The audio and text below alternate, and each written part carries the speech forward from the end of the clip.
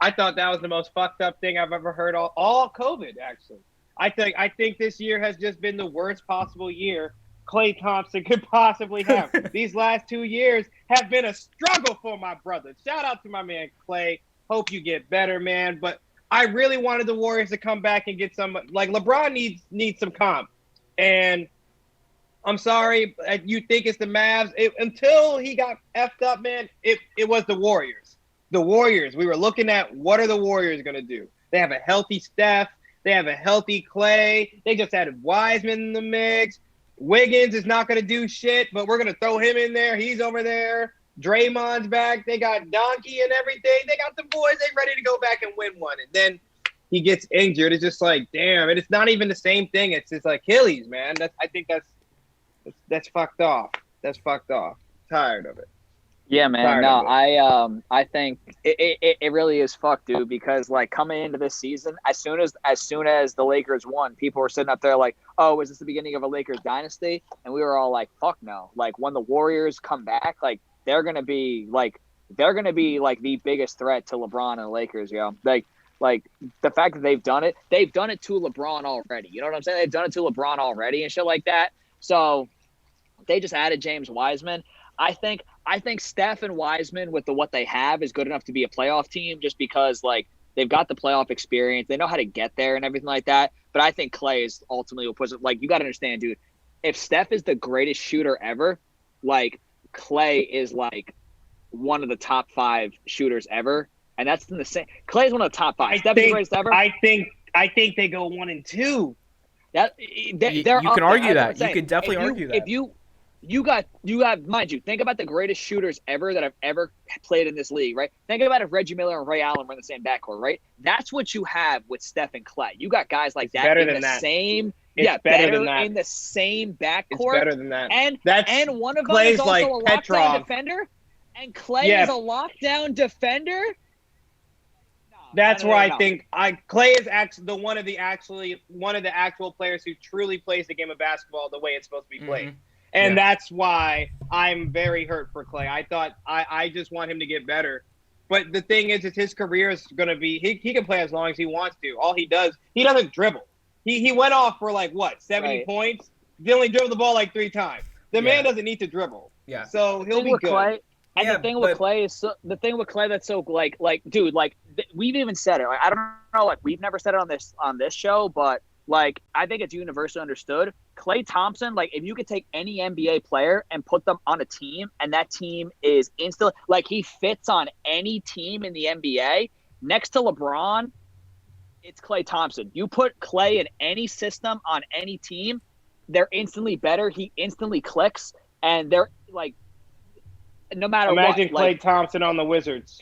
They had a chance to do that. They did have a chance to do that.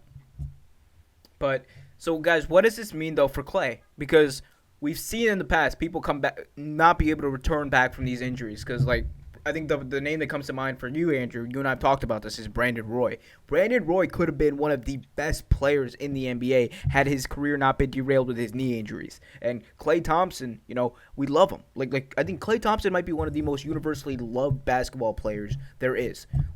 People legit love this guy. So, dude, to see him go down like that, even when the Warriors were the most hated. Yeah, to see him go down like that, it's extremely disheartening for everyone. And the biggest question on everyone's mind is he going to be able to return from this? Because, again, this isn't, it's not the same leg that he injured in the finals 2 years ago. It's not the same leg, but it's the other one. That's the issue. Now there's some sort of a balance here with his legs. He's had both of his legs injuries, and both of these are really serious injuries that he's had to miss 2 straight seasons for. The question is there going to be rust? Is he going to be able to return to form in the way that he was? And do the Warriors actually need him to return to form in the way that he was? Now they have James Wiseman and a returning Steph Curry. I actually think he will be able to, and I'll tell you why. His game is the main point of his game. The center of his game is predicated around spot up shooting. He's not a shot creator. He is I'm going to come off a screen, and he has such a quick release. I think shooters, no matter what, dude, you could sit in a chair and shoot all day. So I don't think it's not like he hurt his arm or his wrist or his fingers or anything like that. He'll still be able to come back and shoot. I think he might be a step slower, but, given how, like, his work ethic and everything like that, I think he'll ultimately get back to form. He is not one of those players where, like, his game is predicated on athleticism because he's not the most athletic guy. His game is predicated on being a shooter. I think, to tell you the truth, in the long run, this might end up being better for the Warriors because what we'll be able to do is it will allow a kid like James Wiseman, they'll throw him into the fire early. He'll get his reps. He'll be able to do what they're not going to ease him in. They'll throw him into the fire, and he will be able to create chemistry with Steph.